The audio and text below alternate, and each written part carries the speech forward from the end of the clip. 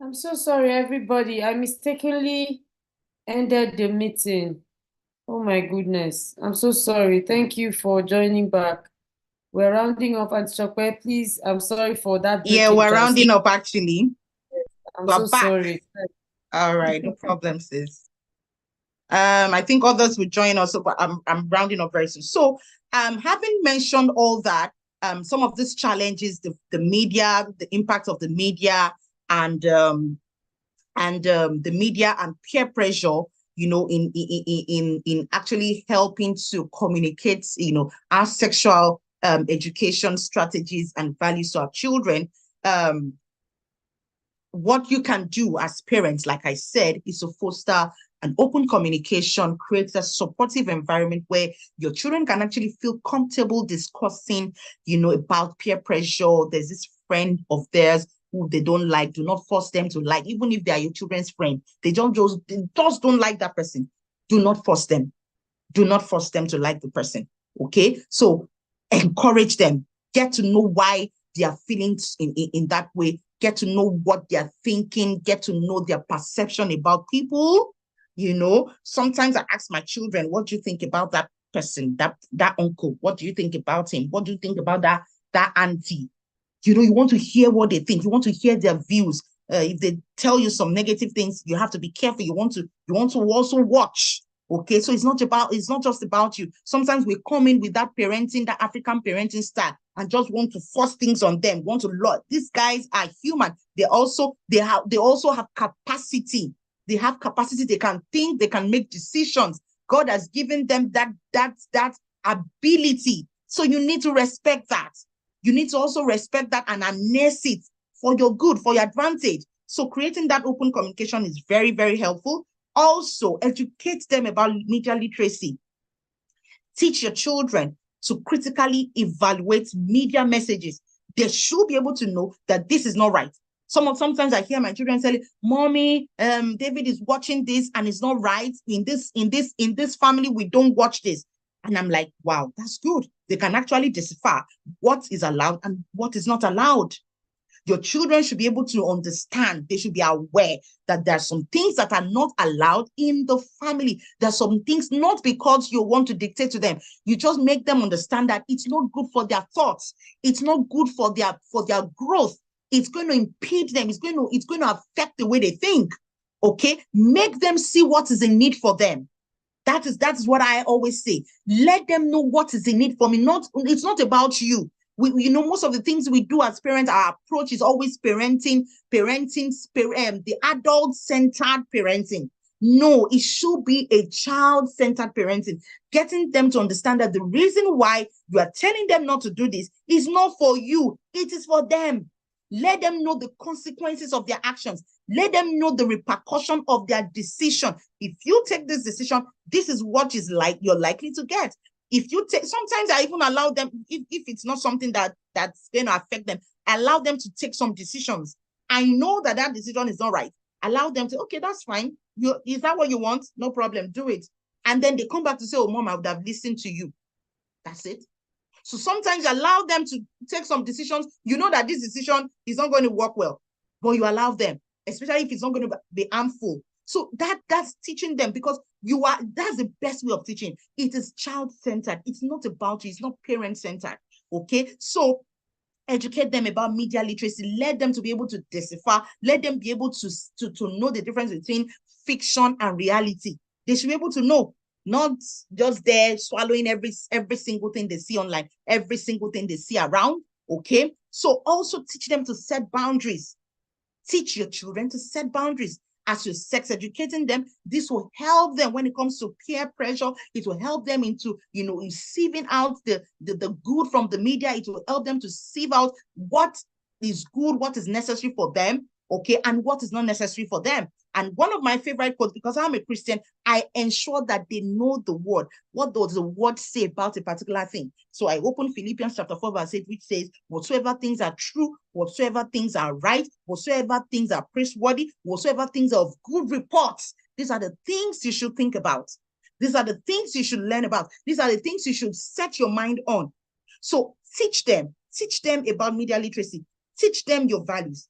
So they're able to also choose what they want for themselves. They're also able to set their own personal values, because they won't live your own values. They will, from your own values, form and create their own personal values. All right. Another one is providing them with accurate information. I've said that. So whenever you give them the right information, it counteracts the wrong information they bring from their peers. It counteracts the wrong information they bring from the media. It counteracts the wrong information they bring from the society. All right. And also encourage critical thinking.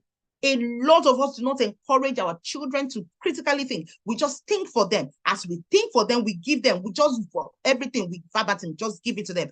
Allow them to think. As they grow up, even at that young age, allow them to think. Don't give them everything. Give them all the answers. Sometimes they ask you questions and you refer them. Go and find out. Especially if they're of age, they can actually research.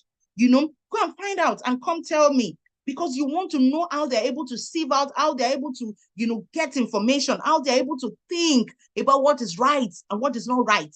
All right. So these are some of the strategies that you can actually, use in helping your children, especially when it comes to sex educating them in diaspora. And just by addressing this peer pressure and the media influence on sex education, I want to employ parents that you can empower your children, to actually navigate the complex landscape of sexuality and then relationships, in the diaspora, in this Western world where, there's a high level of freedom, in the community that we live in. So as a form of recap, I will just reiterate again that the challenges are real, but creating the right environment, making use of effective communication, not coercing your children. This is not Africa. This is not Nigeria, where you coerce children to do what you want them to do.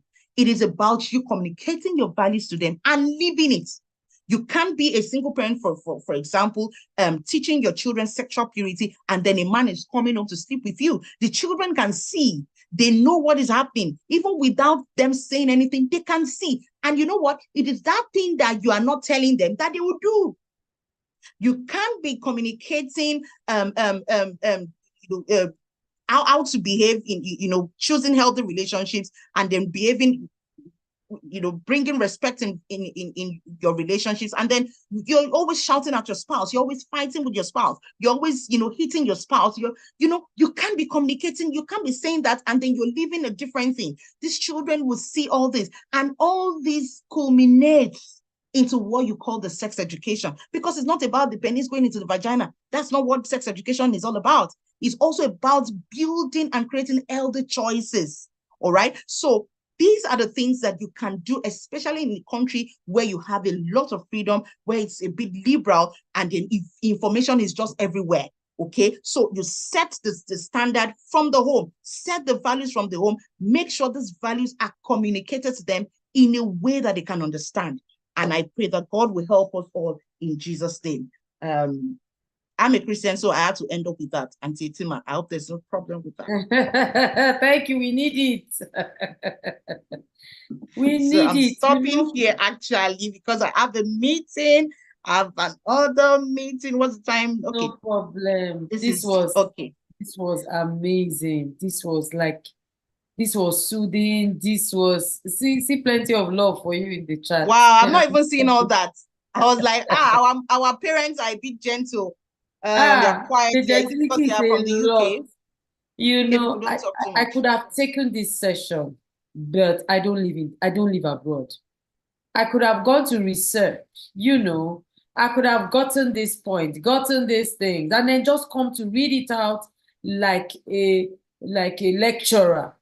But I needed us to connect with somebody who lives there, who knows the terrain, who understands what is going on firsthand, and above all, who has a passion for our girls. I don't want people that don't love my girls to come and talk to us. They are not my friends. Anybody that doesn't have passion for girls, I don't like you. Stay away from me. So this was deep. So many things that I heard that just resonated with why we're having a lot of challenges with girls that live abroad. So many. Really great session. Really, yes. I agree. Thank you so much for spending your time, your evening, especially today, Valentine's Day, spending it with us. I feel like this was a great time. I hope that we can go out there and do as we have heard, adjust as we have heard. Some of us are already on track. We just need to adjust. Then finally, if you are here and your girls have not been registered for the sex ed class, you don't have a choice. The people in this special ed class, you guys don't have a choice. Every one of you needs to register these girls because for them it's a case of repetition. We need to keep repeating. I always say that what we're doing at the sex ed class is not teaching the mechanics of sex. I'm not teaching you how to open your leg, close your leg. That's not what we're teaching you. For example, the course Auntie Shopper is taking a class on Saturday, one of the ages. Her topic is that we gave to her is creating a safe sex system. We have moved past, don't let a boy touch you. We have moved past there. How do you create a system that your sexuality stays positive and safe? That's the level we are. Higher knowledge. Just like what we just heard. Higher knowledge. So while people are dragging, oh, in the UK, they are talking LGBTQ. Oh, in the UK, I don't like the way they kiss on the road. Others, for those of you that are here, you know that you have a higher call. Go and do the work.